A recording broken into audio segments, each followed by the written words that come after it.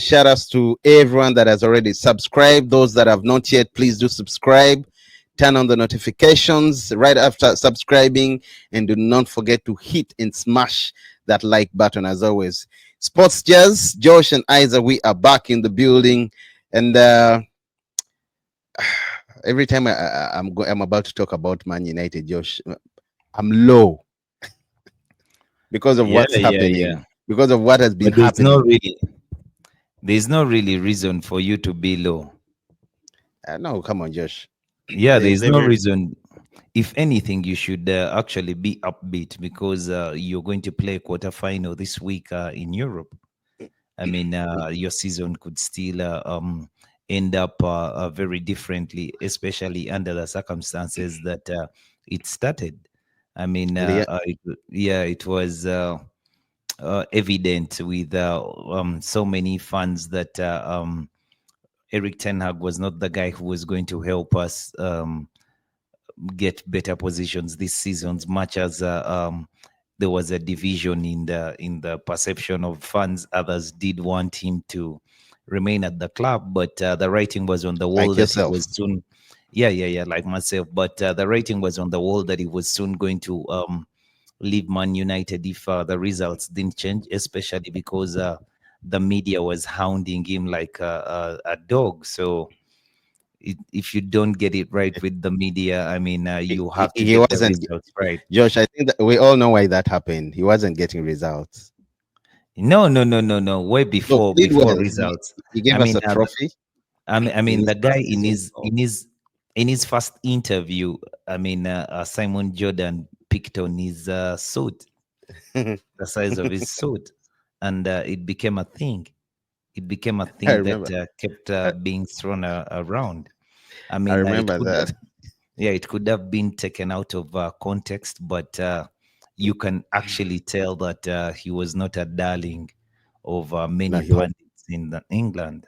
Yeah, he wasn't. He was. I think it's also his arrogance and ego also rather contributed to that. Josh, we all Yeah, know. yeah, yeah, yeah, yeah, yeah, yeah. Sure, Just he like did. Van Gaal, but Van Gaal was loved. Van Gaal was loved. I think he had respect already. Man had managed Barcelona.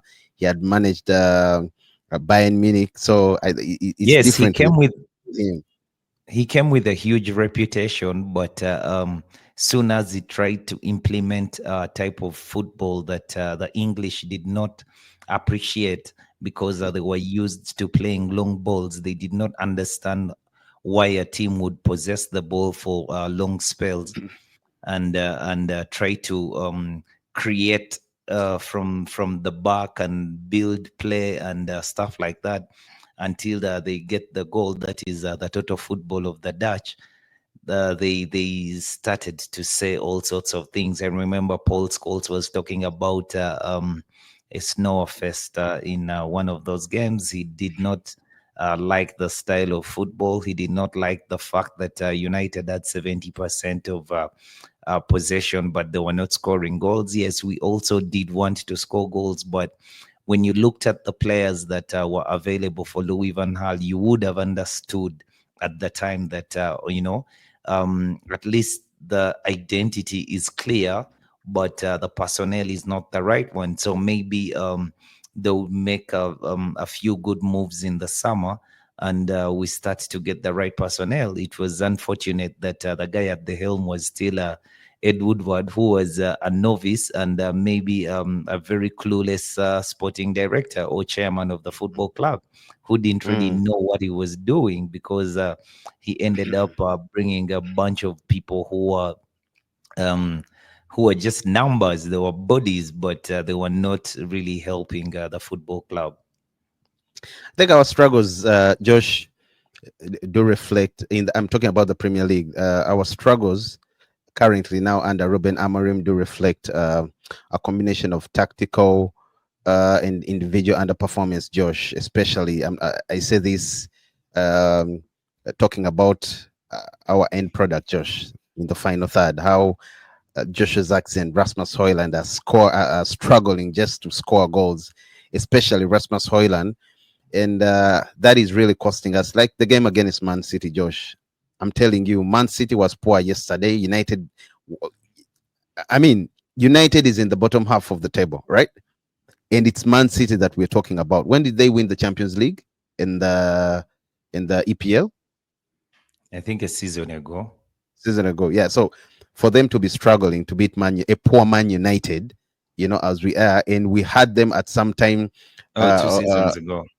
on the back foot, but for United to be rather for City to be struggling to beat Man United highlights a huge problem for Pep Guardiola. But switching back to Man United, Josh, You we are know, not doing so well as well.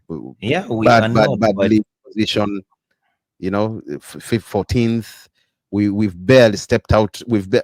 When is the last time we were the 10th, Josh? I don't know. I told you I don't look at such positions, so I never know That's how even bad we when. are. We have I injuries that are never, I coming in, never, Josh. I never even know when United is sixth or anything like that. I mean, I was used to United being the first. If it is not the first, then we've lost the league. I don't care about Mm, the rest of the positions. I mean, we've just lost the league. And for over a decade, we've not been in those positions. And I've not troubled myself with the table standings. What I've troubled myself with is how can United organize itself to become a powerhouse again? Because much as we do not have the great football that we did have, that is a winning mentality at the football club. We are still the poster boys of the product of the Premier League. I mean, that is if you correct. want, yeah, if you want to market the Premier League, then just throw Manchester United in there. It's just unfortunate that all the headlines are very horrible, but it looks like Ruben Amorim is starting to make a few connections with his team. No, I see, yeah, I see a few combinations that with the right personnel, he could actually make United do things that are very great again. Because much as Man City and Man United, the derby was a dead rubber game. For me, it was never going to be exciting. Why? Because the two teams are not chasing for anything, not even correct. their pride at this point. Because I mean, they would be fighting for their pride if they were in positions that would Man actually City is fighting for propel them. UCL, Josh. Man City is Yeah, fighting but for your Champions League. and And there's Aston Villa is on a roll. They're doing. They're performing it's so a well. common secret. It's a common secret that the fifth team in the Premier League could play the Champions League, and I don't see if Man City loses a derby, it does not make enough points to win fifth position or fourth position. They can still win it. I mean, Chelsea is not in the best of form itself. They do not know how to. They're very unpredictable. They're very unpredictable at the moment. And Man City, you can say, maybe has what it takes to win a couple of games on the bounce, and they'll be in Champions League places. But for me, Mm, Man United and Man City, the derby was always going to be that boring, because there's nothing the two teams were fighting for. I mean, Manchester United is just trying to um, keep up the performance to help it in the more important competition, which is the Europa League. And they play Lyon in France on Thursday, and Man City is out of the Champions League. I mean, this was just a game for them, maybe to celebrate Kevin De Bruyne more than them picking up 3 points. yeah, and Josh, by the way, I wanted to ask, what's the way forward? Why are we still struggling? Why is Man United still struggling in the EPL? Because I still don't get it. And by the way, I'm looking at we're talking about our attacking options. That is Rasmus Hoyland. I'll look at Hoyland and Joshua Zaxi. United's attack has been There's very, more. very inconsistent, Josh. Who, There's Ganacho? more. Yeah. No, forget about those, Josh. United's attack, okay, to me, in my opinion, our Yeah. attack has been very, very inconsistent, Josh, and ineffective. We have scored only 25 goals out of 22 league matches, Josh, this season. That I is think very poor. I think inconsistent is you trying to be fair, but I think we've been ineffective. I mean, that we've just been so poor. Very. Um, if you may, I don't know, it might just boggle your mind for a bit to you for you to remember the last time United had a player who scored 20 goals Oh a season. That is in the Premier League, 20 Premier League goals. no, it's been a while. It's been a Yeah, while. it's been a while. I mean, And Rashford scored 30 recently, but Van Persie in 2013 was yeah, maybe the last player before Rashford 2 seasons last player ago. to score, and even the Yeah, last time we lifted an and EPL trophy. But just look at the mm, players that we've had at Manchester United in the forward lines. Look at the strikers that we've bought. It's not for a lack of effort that United has not tried to bolster their we've attacking we've line. brought in players, big names, but the only problem is I would say maybe already gassed out. We've brought in Cristiano Ronaldo, who scored by the I think in his first season he scored how many goals? 28 goals altogether. 20 to 30, I, 28 to 30 goals. I think he We've had brought in Zlatan Ibrahimovic. yeah, We've brought in Falcao. We've brought in Edson Cavani, Lukaku, uh, Lukaku, Bongoli, we Odion Vegos. Igalo. Oh, by the way, the Nigerian.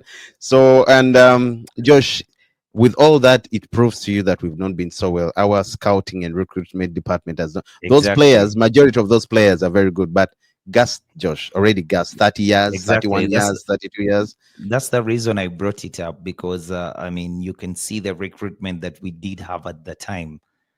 We did buy these players who were tried and tested, and these players had won so many things, whatever they were. But maybe because the manager has a small contract Mm, that he has to produce. So he buys a player. He thinks he's ready made to give him maybe 20 goals a season. So his chances are better in the season.